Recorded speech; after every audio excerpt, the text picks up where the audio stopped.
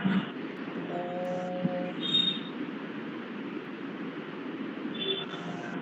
સહનાવવતુ સહનૌ ભુનક્તુ સહ વીર્યં કરવાવહૈ તેજસ્વીનાવધીતમસ્તુ મા વિદ્વિષાવહૈ.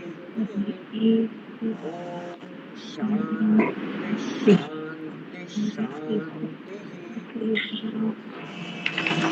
દયાકરમ દયાકારમ શાંતમ ધર્મ પ્રવર્તકમ પ્રણમામિ દયાનંદમ મદાચાર્યવરમ પરમ. ઓમ નમો ભગવતે વૈવસ્વતાય મૃત્યવે બ્રહ્મ વિદ્યાચાર્યાય નચિકેત.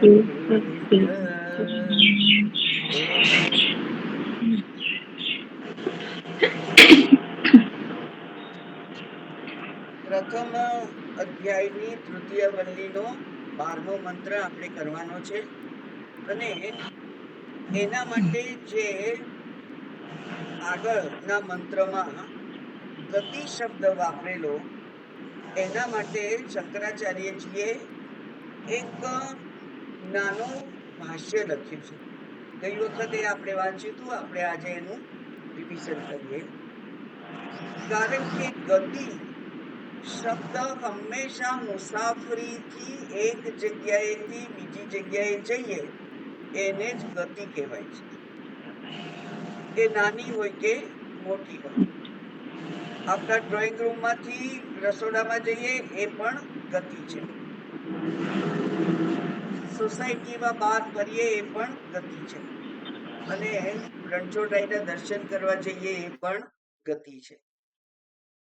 એટલે ગતિ શબ્દ સ્થળનું એક સ્થળથી બીજા સ્થળ સુધી જવા માટે સામાન્ય રીતે આપણે એને વાપરીએ છીએ. તો અહીંયા આ જે મોક્ષ છે, આ જે આત્મ પ્રાપ્તિ છે, એ આત્મ પ્રાપ્તિ માટે પણ ગતિ શબ્દ વાપર્યો છે. તો પહેલી વાત તો એ જ બધાએ હંમેશા યાદ રાખવા જેવી છે, એ છે કે સંસ્કૃતમાં કોઈ પણ ગત્યાત્મક શબ્દ જ્ઞાન માટે વપરાય, જાણવા માટે વપરાય. એટલે કે ગચ્છામી એ ગમ ગચ્છ ગમ જ શબ્દ છે એ પણ જાણવા માટે વપરાય. એવી રીતે કોઈ પણ શબ્દ જે કોઈ ક્રિયા ગતિ દર્શાવતો હોય એ શબ્દ હંમેશા એનો અર્થ જ્ઞાન એટલે કે જાણવું એવો પણ થાય, ચાલવું એવો પણ થાય અને જાણવું એવો પણ થાય. એટલે જ્યારે જ્યારે આત્મતત્વના વિશે જ્યારે ચર્ચા ચાલતી હોય ત્યારે કોઈ પણ ગત્યાત્મક શબ્દ આવે તો જરા અટકી અને વિચારવું પડે કે આ જવાની વાત કરે છે કે જાણવાની વાત કરે છે. બરાબર. અને અહીંયા ગતિ શબ્દ છે એ આત્માના સંદર્ભમાં છે, આત્માના વિશેનું ચર્ચા અત્યારે ચાલી રહી છે. એટલે ગતિ શબ્દ છે એ હંમેશા એટલે એ જ્ઞાન માટે, જાણવા માટે છે એવું સમજ.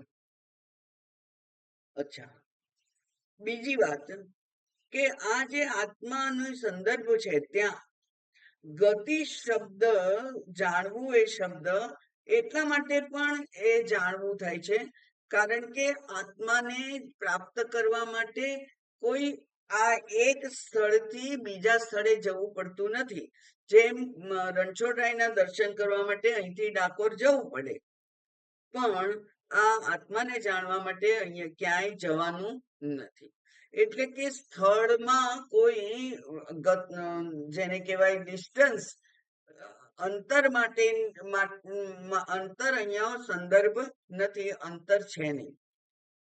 પછી તો બીજી એવું પણ થાય કે કશે કંઈક જાણવું હોય, કંઈક પહોંચવું હોય, કંઈક પ્રાપ્ત કરવું હોય તો એના માટે થોડાક સમયની રાહ જોવી પડે. જેમ કે બાળક જોઈતું હોય અને પતિ પત્ની એમ વિચારે કે મારે કાલે જ બાળક જોઈએ, તો એ ના બને, એને 9 મહિના રાહ જોવી પડે. બરાબર. આપણે વરસાદ જોઈતો હોય તો ચોમાસાની રાહ જોવી પડે. એમ કાળનું પણ અહીંયા અંતર નથી. એટલે દેશ કાળનું અંતર અહીંયા નથી. તો અંતર શેનું છે? માત્ર અજ્ઞાન રૂપી અંતર છે. અને અજ્ઞાન રૂપી અંતરને કાપવા માટે જ્ઞાન એકમાત્ર સાધન છે. એટલે જાણવું પડે એવું અહીંયા સમજાવે છે શંકરાચાર્યજી.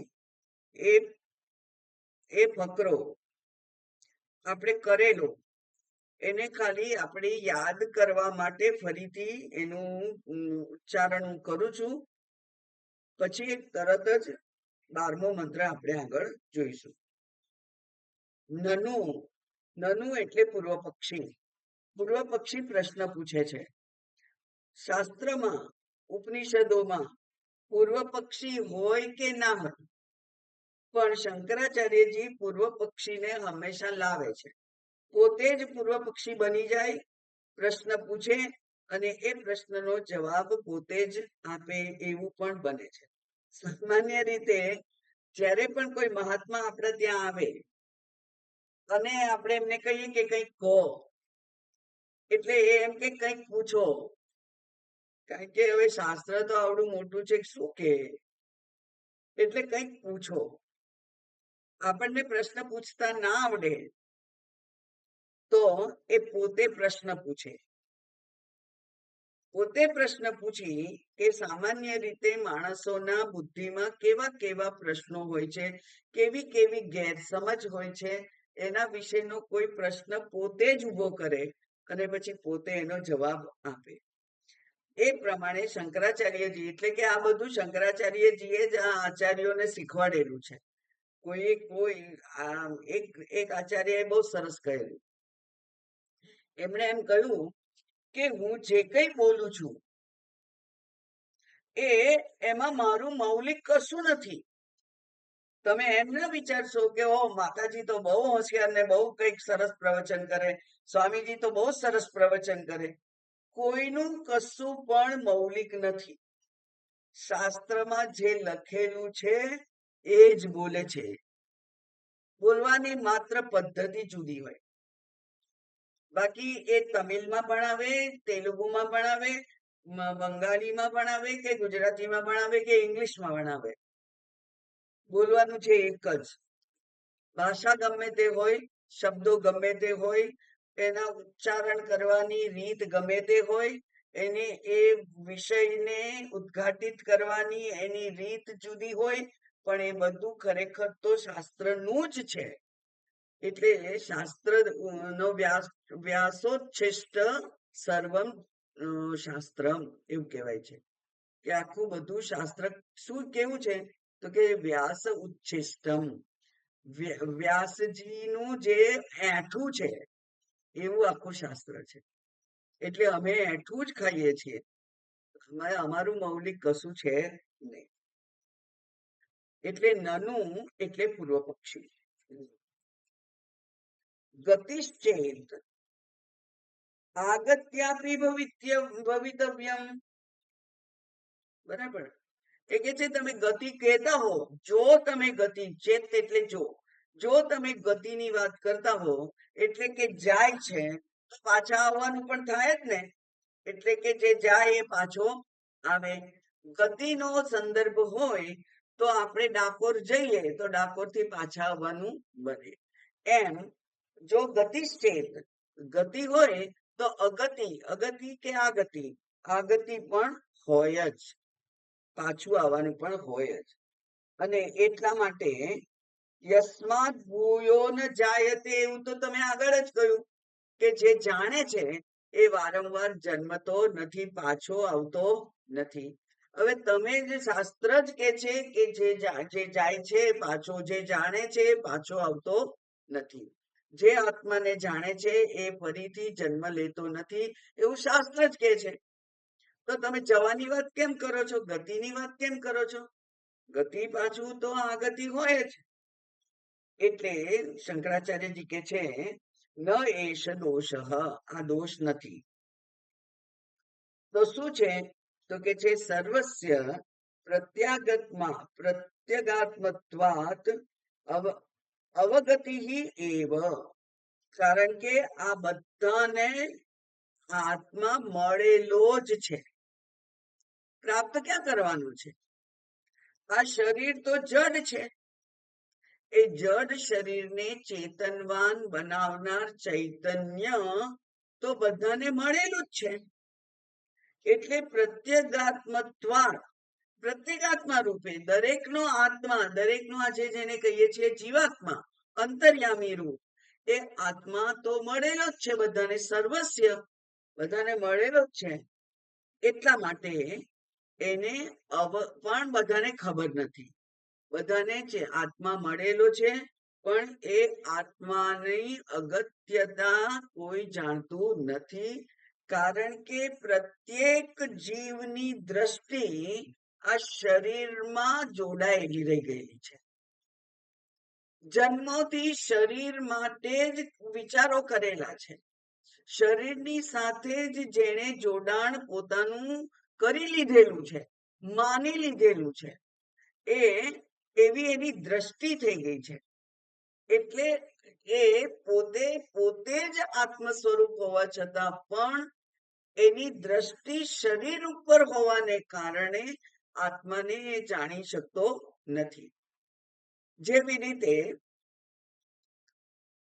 આ પ્રકાશ છે, પણ હું એમ કહું કે આ મારો હાથ જો, આ શું છે? તમે એમ કહો હાથ છે. આ હાથ છે એ તમને કેવી રીતે દેખાયો? અહીંયા લાઈટ છે એટલા માટે, પ્રકાશ છે એટલા માટે. પણ આપણે પ્રકાશની નોંધ લેતા નથી. સ્થૂળ જે છે એ સ્થૂળ ઉપર જ આપણી નજર છે.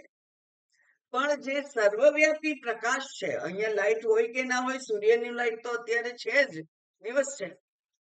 એટલે એ જે સૂર્યનું લાઈટ આપણને મળે છે એની આપણને કોઈ કદર નથી, એની કોઈ ગણતરી નથી.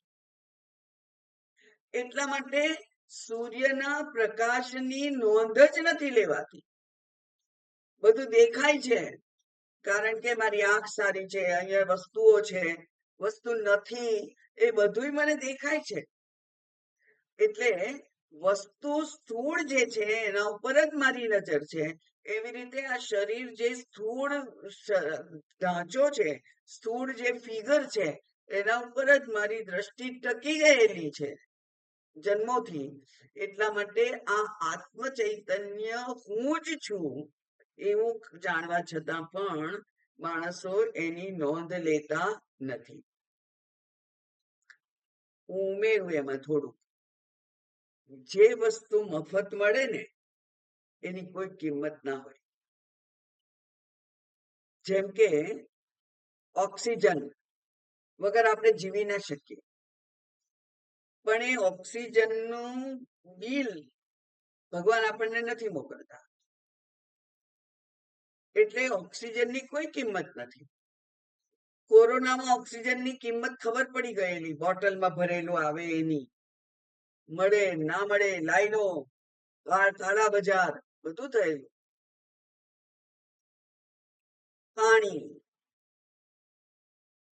આપણને પાણીની કિંમત નથી. નળ ખુલ્લો ચાલુ રાખી અને આપણે ફોન પર 10 મિનિટ વાત કરીએ પછી કપડા ધોવા જઈએ, વાસણ ધોવા જઈએ, કારણ કે પાણીનું બિલ આવતું નથી, મફત. નદીનું પાણી, કોઈ ત્યાં આગળ નોંધ કરવા બેઠું છે? આપણે તો પાર્કિંગ કરવા જઈએ તો ત્યાં પાર્કિંગ માટે માણસ હોય, પાર્કિંગ કરીએ એટલે એ આપણી પાસે પૈસા લે. પણ ગંગાજીમાંથી 5 લીટર, 10 લીટર, 15 લીટર, 2, 3, 4 કેન ભરીને આપણે ગંગાજળ અહીંયા લાવવું હોય તો પણ એના કોઈ પૈસા ચૂકવવા પડતા નથી. જે મફત મળે છે એની કિંમત હોતી નથી. એ જ પ્રમાણે આ ચૈતન્ય મળેલું છે. ચૈતન્ય મેળવવા માટે મારે કંઈ કરવું પડ્યું નથી. ચૈતન્ય તરફ મારી દ્રષ્ટિ જતી જ નથી, કારણ કે દ્રષ્ટિ અનાત્મ પદાર્થોમાં, અનાત્મ એવું જે શરીર છે અને શરીરના ભોગો છે એમાં જ મારું જીવ, એમાં જ મારું ધ્યાન છે. એટલા માટે આ આત્મા જે છે એના ઉપર મારું ધ્યાન જતું નથી. એટલે પ્રત્યેક સર્વસ્ય પ્રત્યેગાત્મત્વાત અપી, દરેકનું એ પ્રત્યેગાત્મા રૂપે છે જ, પણ છતાંય એનું જ્ઞાન નથી. એટલે અવગતિ એવ ગતિ ઇતિ ઉપચર્યતે. માટે એને જાણવો છે. કેવી રીતે જણાય? શાસ્ત્ર દ્વારા, ગુરુ દ્વારા. શાસ્ત્ર તમારું ધ્યાન દોરે છે કે આ જેના ઉપર તારી દ્રષ્ટિ ટકેલી છે એ શરીર તો જડ છે, એ શરીર તો આવવા જવા વાળું છે, અનાત્મા છે. પણ તું કોણ છે? તું તો જે આવતો અને જતો નથી, તું તો જે જન્મ્યો અને મૃત્યુ પામવા વાળો નથી, એવો આત્મ સ્વરૂપ છે તારા. એ આત્મા તું છે એવું શાસ્ત્ર દ્વારા જ માત્ર ખબર પડે.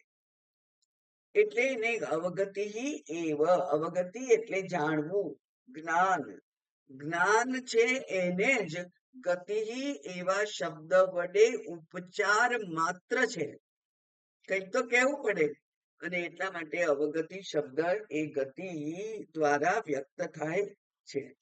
પ્રત્યેગાત્મત્વમ ચ દર્શિતમ, પ્રત્યેગાત્મત્વ જે છે એ જાણવા માટે ઇન્દ્રિય મનોબુદ્ધિ પરત્વેન. પ્રત્યેગાત્માને કેવી રીતે જાણવો પડે? તો એ કે છે ઇન્દ્રિય મન અને બુદ્ધિથી એ પર છે, દૂર છે. એ ઇન્દ્રિય મન બુદ્ધિ એટલે કે દેહાદી સંઘાતથી અન્ય છે, બીજું છે, એ ચૈતન્ય છે. એ ઇન્દ્રિય મન બુદ્ધિ નથી. એટલે કે આ મેં આ પ્રત્યેગાત્માને જન્મ આપ્યો નથી, આ મારું કાર્ય નથી, એ તો મને મળેલું છે. આત્મતત્વ એ મળેલું છે. એટલા માટે કહ્યું એ ઇન્દ્રિય મન બુદ્ધિ એટલે કે દેહાદી સંઘાતથી જે પ્રત્યેગાત્મા પર છે, બીજો છે, એ આત્મા છે. યોહી ગંતા સો અગતમ અપ્રત્યગ રૂપમ ગચ્છતિ અનાત્મભૂતમ ન વિપર્યેણ. યહી ગંતા સહ, એ જ જે જાણવા વાળો છે એ જ અગતમ, અગતમ એટલે જાણે છે. શું જાણે છે? અપ્રત્યગ રૂપમ અનાત્મભૂતમ ગચ્છતિ. એ જે નથી જાણતો એ જ માત્ર એ પ્રત્યેગાત્માથી જુદો છે, અનાત્મભૂત છે એવું એ જાણે છે. ન વિપર્યેણ એટલે એ એનાથી જુદું એ જાણતો જ નથી. તથા ચ શ્રુતિ, એવી શ્રુતિ પણ છે. અનદ્વગાહ અદ્વસુ પારયિષ્ણવઃ ઇતિહાસ ઉપનિષદ ઇત્યાદા. એટલે અનદ્વગાહ સંસારથી પારયિષ્ણવઃ એટલે સંસારથી પાર કરવાની ઈચ્છા વાળો. અનદ્વગાહ, અદ્વગાહ, અદ્વગ એટલે માર્ગ, રસ્તો. એ અનદ્વગા એટલે એ કોઈ રસ્તા પર ચાલનાર નથી. સંસાર પાર કરવા માટે હોડી કરવી પડે નહીં. સંસાર પાર કરવા માટે કોઈ બ્રિજ ઉપરથી એક છેડાથી બીજા છેડા ચાલવાનું નથી. સંસાર માર્ગ પાર કરવો હોય તો માત્ર જાણવાનું છે કે સંસાર અનાત્મા છે અને હું આત્મા છું.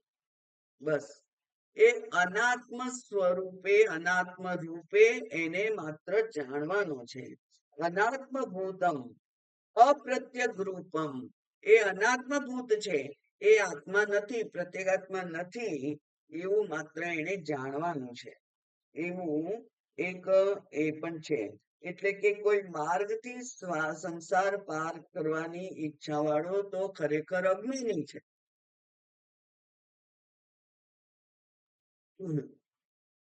ન કર્મણા, બરાબર, કર્મથી જે પ્રાપ્ત થાય નહીં. કર્મ, આંગળી ઊંચી કરવી એ પણ કર્મ છે, અહીંથી ત્યાં જવું એ પણ કર્મ છે, પૂજા પાઠ પ્રાર્થના અર્ચના યજ્ઞ દાન દક્ષિણા બધું જ કરવું એ બધા જ કર્મો છે. અને કર્મથી આત્માને જાણી શકાય નહીં. હા, કર્મ કેમ કરવાના તો પછી? એટલે કર્મ એ અંતઃકરણ શુદ્ધિ માટેનું સાધન છે. કર્મથી આત્મા પ્રાપ્ત થાય નહીં. એટલે કે આ સંસાર માર્ગ, સંસારનો નાશ ના થાય કોઈ દિવસ. સંસારનો કોઈ દિવસ નાશ ના થાય, પણ સંસારનો બાધ આપણા મનમાં થાય. કેવી રીતે? જેવી રીતે જાગી જઈએ એટલે સ્વપ્ન પદાર્થોનો બાધ થઈ જાય છે કે નહીં? સ્વપ્ન પદાર્થોનો બાધ થઈ જાય છે. સ્વપ્નમાં તમે અમેરિકા, કેનેડા, ઓસ્ટ્રેલિયા, તમારો દીકરો દીકરી હોય ત્યાં પહોંચી ગયા, મજા કરતા હતા અને ઉઠી ગયા. તો એ દીકરો દીકરી જેને ઘેર ગયા હતા એ બધાને નાશ નથી થયો, એ બધાનો બાધ થઈ ગયો છે. ક્યાં બાધ થયો છે? મારા મનમાં. કે ઓ, હું તો અહીંયા આણંદમાં છું, ગુજરાતમાં છું, ઓસ્ટ્રેલિયા ક્યાંથી પહોંચી ગયા? બાધ થઈ જાય છે. એ બાધ જે થઈ જાય છે એ જ સંસાર પાર થઈ ગયો છે એવું કહેવાય છે. બાકી પાર કરવાનો નથી. કદી જગતનો નાશ ના થાય, જગતને પાર ના કરાય. મારા મનમાંથી એના માટેની જે તાદાત્મ્ય હતું એને જ માત્ર હું નિષેધ કરી શકું. બહુ જ વાલો દીકરો હતો અને એ પરદેશ ગયો અને પરદેશી દીકરી સાથે લગ્ન કર્યા અને તમને ભૂલી ગયો. એને તમે ભૂલી જાઓ એ જ બાદ છે, એ તાદાત્મ્યનો નિષેધ છે. કોઈ તમારો દીકરો એ કુસંગમાં પડી ગયો અને પછી બધા જ એના વ્યવહાર અયોગ્ય થયા, તો એ તમારો દીકરો જેને જન્મ આપેલો એ મટી નથી જતો, દીકરો નથી મટી જતો, પણ તમારા મનમાં જે એના માટેનો સંગ હતો એ સંગ રહેતો નથી. એટલે ત્યાંથી આપણે છૂટી ગયા. બધી જ બહેનો લગ્ન કરી અને સાસરે આવી એટલે માતા પિતા ભાઈ બહેન ગામ મિત્રો સખીઓ બધા સાથેનું તાદાત્મ્યપણું જે છે એ શિથિલ થઈ જાય છે. ભલે નાશ ન થતો હોય એનો, વારે તહેવારે મળીએ આપણે, પણ તારા વગર મન નહીં જ ચાલે. મા બાપ વગર તો હું જીવી જ ના શકું, એવું નથી થતું. ત્યાં શું થયું? તાદાત્મ્યપણું જે હતું એ શિથિલ થઈ ગયું, સંગ શિથિલ થઈ ગયો. અને જે શિથિલ સંગ થઈ જાય છે એ પછી હેરાન કરતો નથી. જેવી રીતે આપણને આપણા શરીર માટે સંગ છે, પણ જાણ્યું કે આ શરીર માત્ર સાધન છે, એટલે આપણું સમગ્ર ધ્યાન આ શરીરને સ્વસ્થ રાખવા માટે નહીં જાય, કારણ કે એ શરીર છે એટલે રોગ થવાનો, દુખવાનું, બગડવાનું. એને ધીરે ધીરે થોડું ઘણું સમારકામ કરીને ચલાવી લઈએ આપણે. શરીર સાથેનું આપણું જે તાદાત્મ્ય છે એ આ શાસ્ત્રને જાણવાથી, પ્રત્યેગાત્માને ને આત્મ સ્વરૂપે જાણવાથી એ શિથિલ થઈ જાય છે. બસ એ શિથિલીકરણનો જ આપણે ઉપયોગ કરી લેવાનો છે. શરીરમાં જ જો સતત બુદ્ધિ રહે તો આત્માનું મહત્વ આપણી બુદ્ધિમાં સ્થિર થાય નહીં. આ બધા જ ઉપાયો છે. ઉપાયો પણ કહેવાના છે હવે પછીના શ્લોક મંત્રમાં. એટલે કે છે કે સંસાર માર્ગ પાર કરવાની ઈચ્છાવાળો ખરેખર અજ્ઞાની છે. ઇત્યાદ્ય તથા ચ દર્શયતી, એ દર્શન કરાવવા માટે પ્રત્યેગાત્મત્વમ સર્વસ્ય, બધાના પ્રત્યેગાત્મા રૂપે આત્મા જ છે એવું બતાવવા માટે હવે પછીનો મંત્ર છે. એષ સર્વેષુ ભૂતેષુ ગૂઢોત્માન પ્રકાશતે, દ્રશ્યતે ત્વગ્રયા બુદ્ધ્યા સૂક્ષ્મયા સૂક્ષ્મદર્શિભિઃ. સર્વેષુ ભૂતેષુ ગૂઢઃ એષઃ આત્મા, બધા જ ભૂત, ભવતી ઇતિ ભૂત, જે છે એ જ ભૂત છે. એટલે શરીર ગમે તે હોય, એ મનુષ્ય શરીર હોય કે પ્રાણી પક્ષી જંતુ શરીર હોય, પણ એ શરીર ગમે તે હોય, એ સર્વેષુ ભૂતેષુ, દરેક પ્રાણીમાં શું છે તો કે છે એષઃ, એષઃ એટલે જેની આ, એષઃ એટલે આ, અને આ એટલે જેની વાત ચાલી રહી છે તે આત્મા. એટલે કે એષઃ આત્મા સર્વેષુ ભૂતેષુ ગૂઢઃ. ગૂઢ એટલે છુપાયેલો છે, રહસ્ય છે. જેમ કે કોઈક એક ડબ્બીમાં આપણને કોઈક વસ્તુ આપે અને પછી એમ કે આ શનિવાર પહેલા ખોલશો નહીં, તો આપણને સતત ઇંતેજારી રહે કે ડબ્બીમાં શું હશે, શું હશે, શું હશે. એટલે એ શું છે? ગૂઢ છે. અંદર શું છે એ તમને ખબર નથી. એ પ્રમાણે આ આત્મા પણ કેવો છે?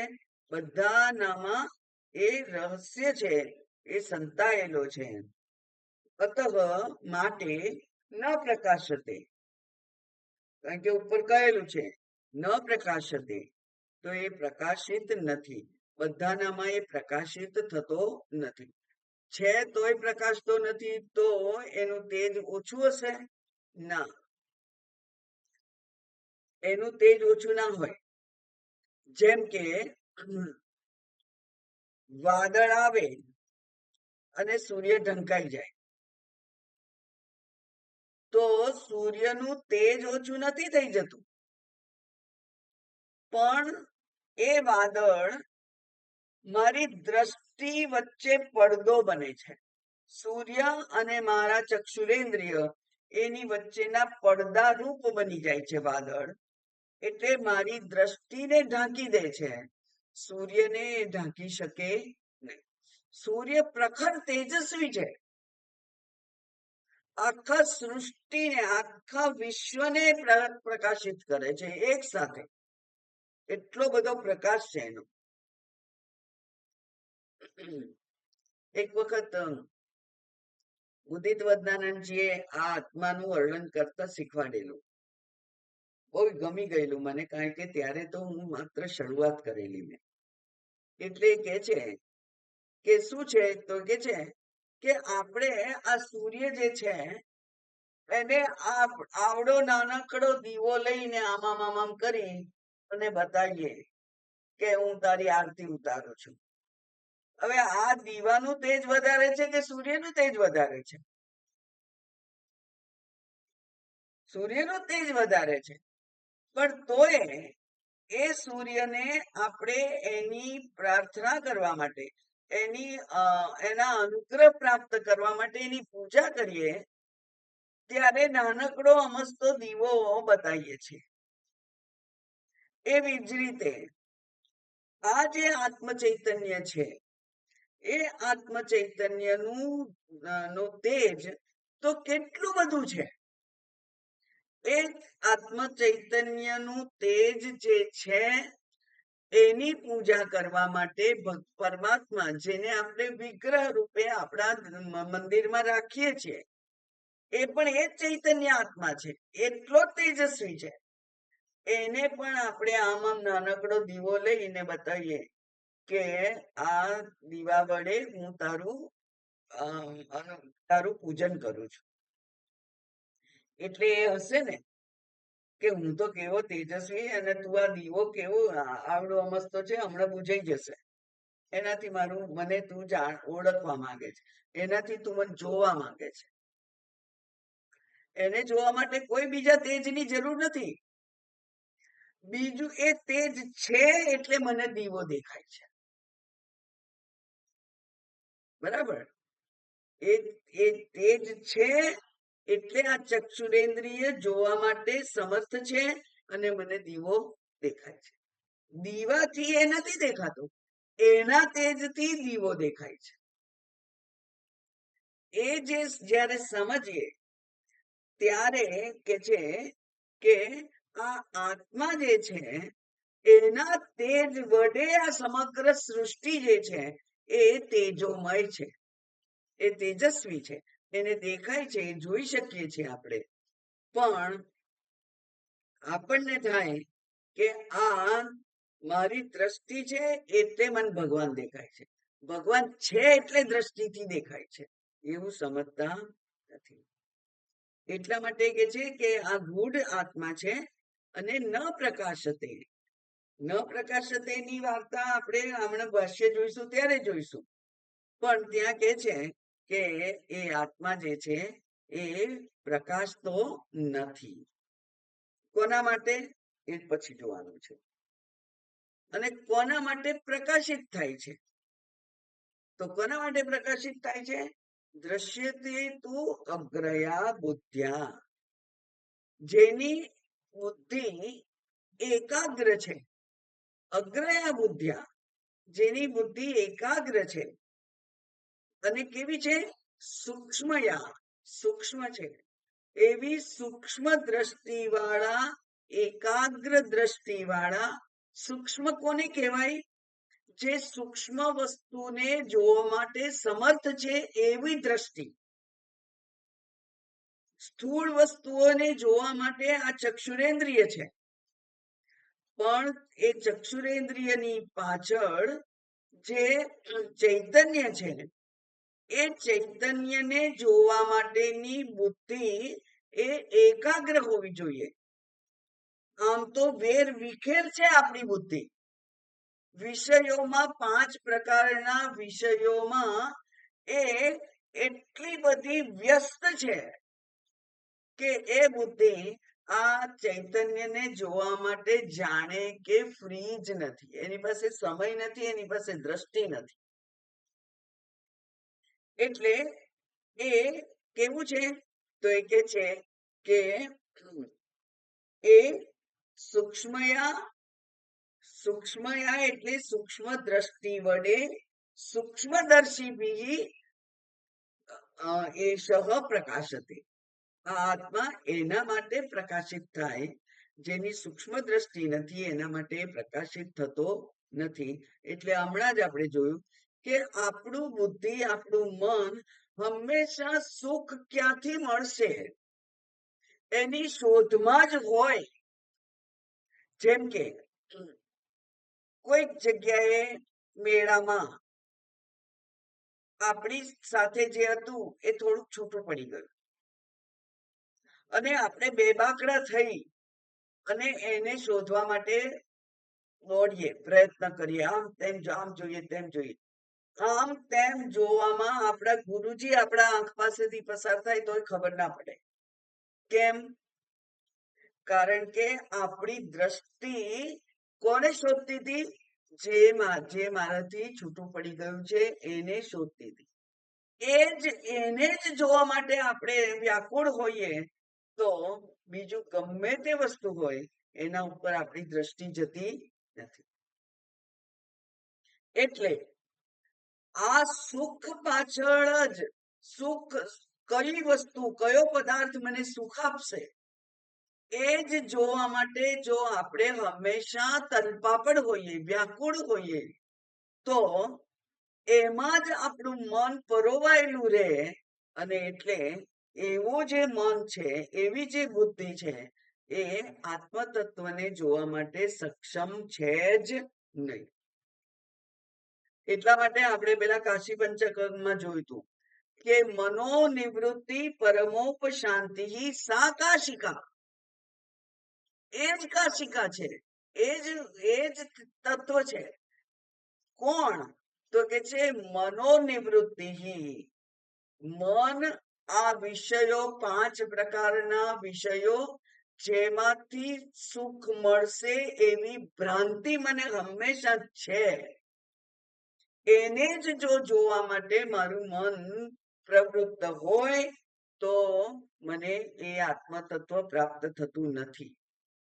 એટલે અનાત્મ પદાર્થોમાં જેમાં સુખની ભ્રાંતિ છે આપણી, એમાંથી મનને નિવૃત્ત કરવું પડે. અને એ નિવૃત્ત થયેલું મન એ જ પરમ ઉપશાંતિ, એ પરમ શાંતિ છે. અને શાંતિ એ આત્માનું જ એક નામ છે. તો એ પરમ શાંતિ ક્યારે મળે? મન નિવૃત્ત થાય ત્યારે. શેમાંથી? શબ્દ, સ્પર્શ, રૂપ, રસ, ગંધ રૂપી જે વિષયો છે એ વિષયો મને સુખ આપશે એવી ભ્રાંતિમાંથી નિવૃત્ત થાય. માત્ર ભ્રાંતિ છોડવાની છે. કારણ કે વિષયો સુખ આપતા જ નથી. પણ મને ભ્રાંતિ છે કે મને વિષયમાંથી સુખ મળે છે. એમાંથી જ માત્ર છૂટવાનું છે. અને એમાંથી છૂટીએ તો આ આત્મતત્વ હાજર જ છે, ઢંકાયેલું નથી. આમ પડ ઉપર પડ ઉપર પડ નથી. અન્નમય કોષ, પ્રાણમય કોષ, મનોમય કોષ, વિજ્ઞાનમય કોષ, આનંદમય કોષ, બધા કોષની અંદર નથી. એ અન્નમય છે એ પણ ચૈતન્ય છે, પ્રાણમય છે એ પણ ચૈતન્ય છે, મનોમય છે એ પણ ચૈતન્ય છે, વિજ્ઞાનમય છે એ પણ ચૈતન્ય છે. અને આનંદમય તો ચૈતન્ય સાથેનું મિલન છે. પણ નિદ્રા દેવીનો પડદો વચમાં છે, અજ્ઞાન રૂપી પડદો વચમાં છે. એટલે મને એ આત્મતત્વના દર્શન નથી થતા. અનુભવ થાય છે, અત્યંત સુખદ એવો અનુભવ છે ઊંઘનો, છતાંય આત્માના દર્શન ત્યાં થતા નથી. કારણ કે ત્યાં અજ્ઞાન, અનિદ્રા રૂપી અજ્ઞાનનો પડદો છે.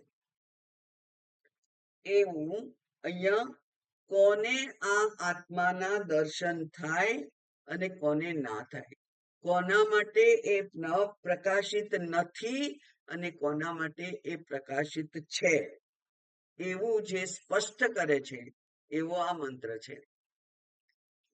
યાદ કરાવી દઉં ફરીથી કે આ આત્મતત્વ જે પ્રત્યેક ક્ષણે સુલભ છે,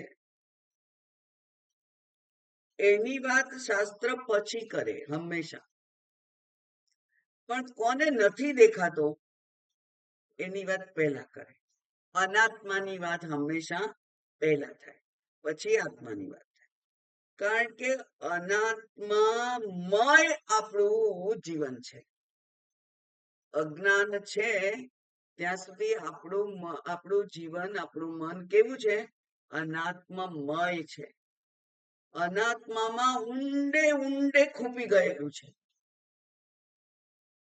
એટલે આ આત્માના આપણને દર્શન થઈ શકતા નથી.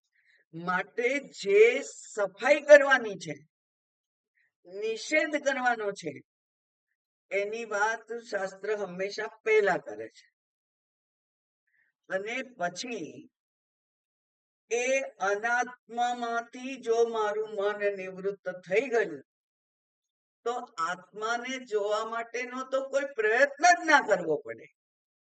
પ્રકાશ તે પ્રચંડ પ્રકાશ છે એનો, એટલે એને જોવા માટે બીજા દીવાની જરૂર નથી. એને જોવા માટે આંખો ઝીણી કરીને કે કોઈ સૂક્ષ્મદર્શક યંત્ર લઈને એને જોવો પડે એવો નથી. એ તો સ્પષ્ટ છે. પ્રત્યેક ક્ષણે જેનો અનુભવ આપણને થાય છે એવો એ છે. એટલે આગળ જોઈએ, પેલું જે અન્વય છે તે સૂક્ષ્મદર્શીભિઃ તું અગ્રયા સૂક્ષ્મયા બુદ્ધ્યા. અગ્રયા એટલે એકાગ્ર, અને સૂક્ષ્મયા એટલે સૂક્ષ્મ. એકાગ્ર સૂક્ષ્મ બુદ્ધિ વડે દ્રશ્યતે, દેખાય છે. કેમ? આ સૂક્ષ્મ દ્રષ્ટા જે છે, સૂક્ષ્મદર્શી કોને કહેવાય? તો કે છે સૂક્ષ્મ. સૂક્ષ્મ એટલે શું? આત્મતત્વમ. આત્મતત્વ જે સૂક્ષ્મ છે એના માટે દ્રષ્ટુમ, એને જોવા માટે શીલમ યેષામ તે તૈહિ. શીલ એટલે એનું વ્યક્તિત્વ, સ્વભાવ. બરાબર? શીલ શબ્દનો અર્થ થાય જે હંમેશા હોય જ. જેમ કે એ પ્રયત્નશીલ છે એમ આપણે કહીએ તો આ પ્રયત્નશીલ, શીલ શબ્દ ક્યારે વપરાય? પ્રયત્ન સતત થતો હોય ત્યારે. પ્રયત્ન કરવો એવો જેનો સ્વભાવ છે એ પ્રયત્નશીલ. બરાબર? વિચારશીલ વ્યક્તિ છે તો અવિચારી કામ એ કદી ના કરે, કારણ કે વિચાર કરવો એનો સ્વભાવ છે. શીલ શબ્દ જે ગુણ હંમેશા હોય એના માટે વપરાય છે. ચારિત્ર્યશીલ એટલા માટે શીલ શબ્દ એકલો પણ વપરાય છે ચારિત્ર્ય માટે. તો ચારિત્ર્યશીલ એટલે જેનું વ્યક્તિત્વ કોઈ રીતે ખરડાયેલું નથી, કલંકિત નથી, એ ચારિત્ર્યશીલ. તો આ શીલ શબ્દ જે છે એ હંમેશા જે ગુણ વ્યક્તિમાં હોય એના માટે વપરાય. ક્યારેક ક્યારેક હોય એના માટે નહીં. દાનશીલ એટલે કોઈક વાર દાન કરે પણ બાકી તો પકડી રાખે, એવું નહીં, એ દાનશીલ ના કહેવાય. હંમેશા જે આપતો જ રહે, આપતો જ રહે, જે એની પાસે છે એની એ આપતો જ રહે, એ દાનશીલ છે. બરાબર? આવા શબ્દો શીલ શબ્દ જે છે એટલા માટે કહ્યું કે સૂક્ષ્મ આત્મતત્વમ દ્રષ્ટુમ શીલમ યેષામ તે. એવું જેનો સ્વભાવ છે એવા વ્યક્તિઓને તૈહિ, આ સૂક્ષ્મયા સૂક્ષ્મદર્શીભિઃ દૃશ્યતે, એમને આ દેખાય છે. હવે ભાષાંતર જોઈએ આપણે. એષઃ, એષઃ એટલે કોણ? પુરુષઃ. પુરુષઃ એટલે કોણ? આત્મા. આત્મા એટલે કોણ? ચૈતન્ય. એ ચૈતન્ય ક્યાં છે? જે હું છે. હું ચૈતન્ય સ્વરૂપ છું. મારું જે સ્વરૂપ છે એ ચૈતન્ય. એષઃ પુરુષઃ સર્વેષુ, બધાનામાં. બધામાં એટલે કોણ? તો એ કે છે કે બ્રહ્માદિ સ્તંભ પર્યંતેષુ ભૂતેષુ. બ્રહ્મ એટલે બ્રહ્માજી, ચતુર્મુખ બ્રહ્માજી, જેણે જગતની સૃષ્ટિની રચના કરી તે, એ બ્રહ્માજી, એનાથી બ્રહ્મ આદિ, આદિ એટલે પહેલું, બ્રહ્માથી શરૂઆત કરીને પહેલા બ્રહ્માજી, અને પછી સ્તંભ પર્યંતેષુ, સ્તંભ એટલે ઝીણામાં ઝીણું જીવડું અથવા ઘાસનું તણખલું, કારણ કે ઘાસ પણ વનસ્પતિ પણ જીવંત છે ને, એટલે સ્તંભનો અર્થ થાય ઘાસનું તણખલું અથવા ઝીણામાં ઝીણું એવું એવું જીવડું, જીવાત. એમાં પણ એટલે શરૂઆત બ્રહ્માજીથી કરી અને ઝીણામાં ઝીણું જે જીવડું છે એ બધામાં આ આત્મા જે છે એ છે. એટલે કેવી રીતે છે, આપણને કેવી રીતે ખબર પડે, કેવી રીતે શાસ્ત્ર કે એટલે સમજી લેવાનું ના, તમારી પાસે તર્ક શક્તિ છે એનાથી વિચારો કે શાસ્ત્રએ કહ્યું કે બધાનામાં દરેકે દરેક વસ્તુ જે આ સૃષ્ટિમાં છે એમાં 5 વસ્તુ છે. અસ્થિ ભાતિ પ્રિય નામ રૂપમ, બરાબર, અને આદ્યત્રયમ બ્રહ્મ રૂપમ તતોદ્વયમ જગત રૂપમ. નામ રૂપ એ જગત આધારિત છે અને અસ્થિ ભાતિ પ્રિય તો બધામાં છે જ, એટલે કે ઝીણામાં ઝીણું જીવડું છે એવું કેવું પડે આપણે, ઘાસનું તણખલું છે એમ કેવું પડે. તો જે છે ઇઝનેસ છે એ જ બ્રહ્મ છે. તો અસ્થિ ભાતિ પ્રિય જેનામાં છે એ બધા જ કોણ છે, બ્રહ્મરૂપમ, એ બધા બ્રહ્મરૂપ છે, એ બધા ચૈતન્ય સ્વરૂપ છે. એટલે બ્રહ્માદિ સ્તંભ પર્યંતેષુ ભૂતેષુ ગૂઢઃ. ગૂઢઃ એટલે કેવું, અહીંયા શાસ્ત્રમાં કહ્યું સંવૃત્ત, સંવૃત્ત છે, આવૃત્ત છે. આવૃત્ત, વૃત્ત એટલે ઢંકાયેલું, આવૃત્ત એટલે આ સમંતાત વૃત્ત, એ કોઈ રીતે દેખાતો નથી એવો પૂરી રીતે ઢંકાયેલો છે. સંવૃત એટલે સમ્યક વૃત, બહુ સારી રીતે ભગવાને એને ઢાંકી દીધો છે. ભગવાન પણ જાણે છે કે મારું અગત્ય જ્યાં સુધી હું આ લોકોની બુદ્ધિમાં નહીં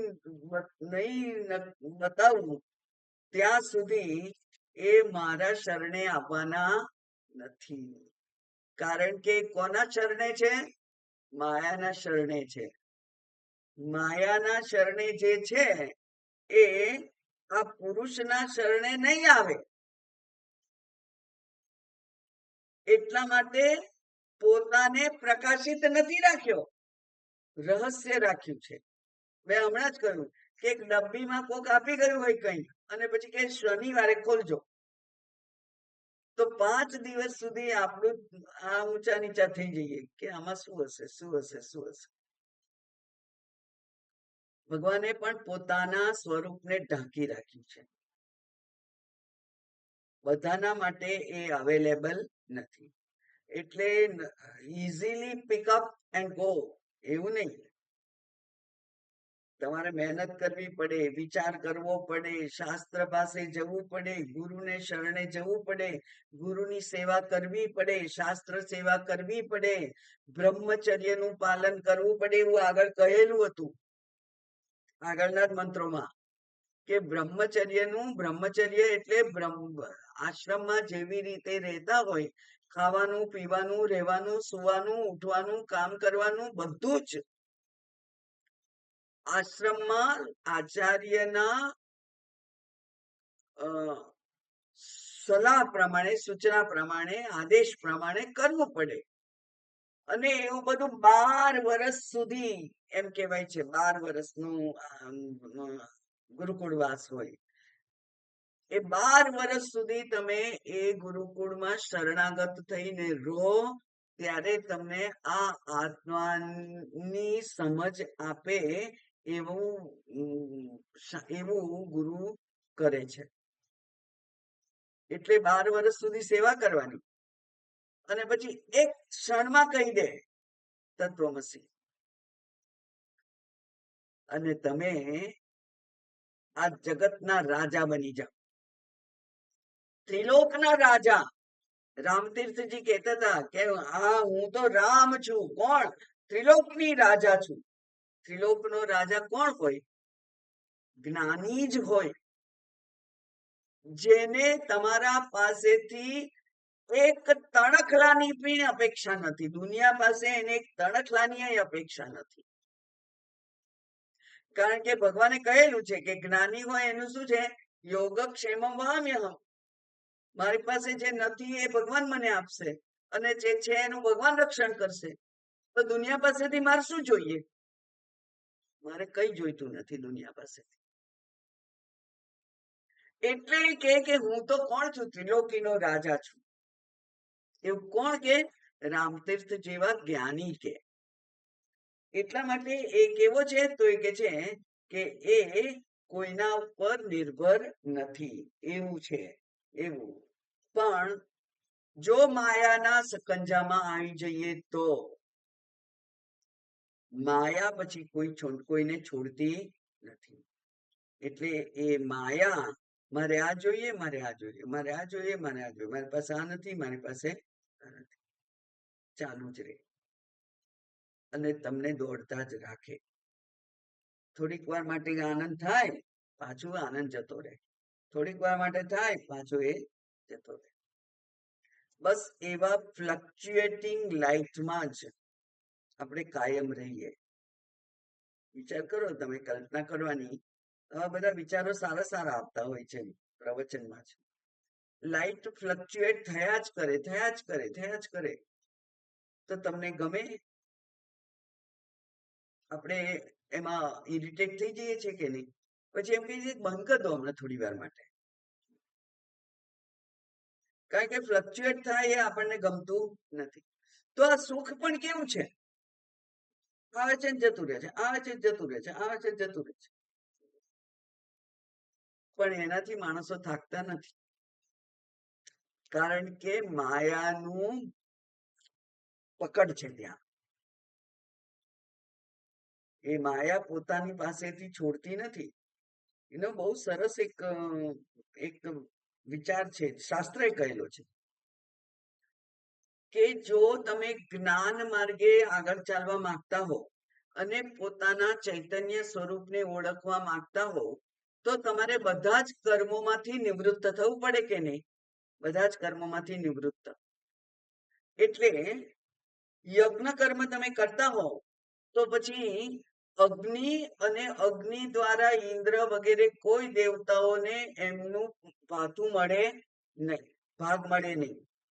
પૂજામાં આપણે અર્પણ કરીએ અને એ દ્વારા પરમાત્મા પ્રસન્ન થાય, તો એ પરમાત્મા ને આપણે કઈ જ આપીએ નહીં.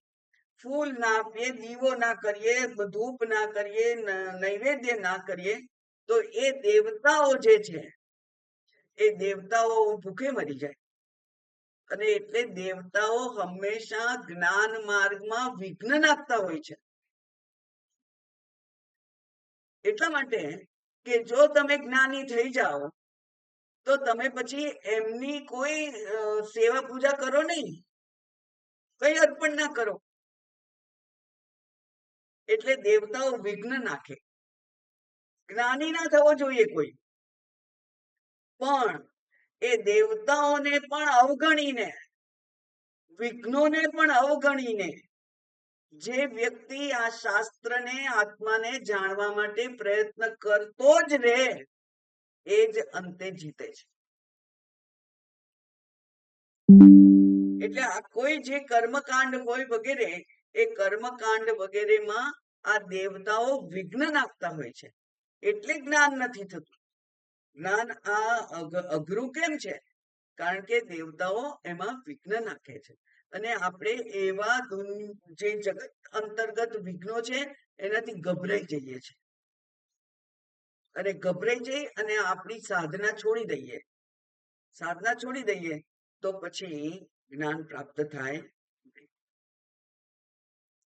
કેટલું કેટલું બધું શીખ છે આમાં, કે આ માર્ગ સહેલો નથી. જ્ઞાન પ્રાપ્ત થવું સહેલું નથી, કારણ કે માયાનું તો વિરોધ છે જ, વિરોધ છે જ. સાથે સાથે દેવતાઓનો પણ વિરોધ હોય, જોકે દેવતાઓ માયા અંતર્ગત છે. એટલે અહીંયા કે છે કે ગૂઢ સંવૃત્ત ઝુંકાયેલો છે. કેવી રીતે? તો કે છે દર્શન શ્રવણાદિ કર્મ અવિદ્યા માયા આચ્છન્ન.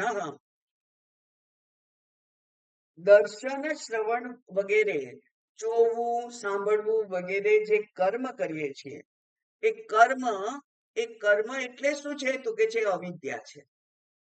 અને અવિદ્યા એટલે શું? તો કે છે માયા. અવિદ્યા એટલે માયા. એનાથી આચ્છન્ન, માયાથી એ ઢંકાયેલો છે. અને માયા અતિ વિકટ છે એને તોડવી. માયાનું આવરણ તોડવું અત્યંત વિકટ છે. શરીરની બુદ્ધિ હટાવવી કેટલી વિકટ છે. કોઈક જગ્યાએ તમને ઈજા થઈ હોય અને ત્યાં થોડુંક પેઇન થતું હોય, તો એ પેઇનને અવગણી અને જીવન સામાન્ય ચલાવવું કેટલું બધું અઘરું છે. આપણને એક અડધા કલાકમાં ખબર પડી જાય. માથું દુખવા માંડે પછી કશામાં ચિત્ત ના રહે. વાંચવાનું હોય, શ્રવણ કરવાનું હોય, લખવાનું હોય, ચેન્ટિંગ કરવાનું હોય, કશામાં જીવ ના રહે.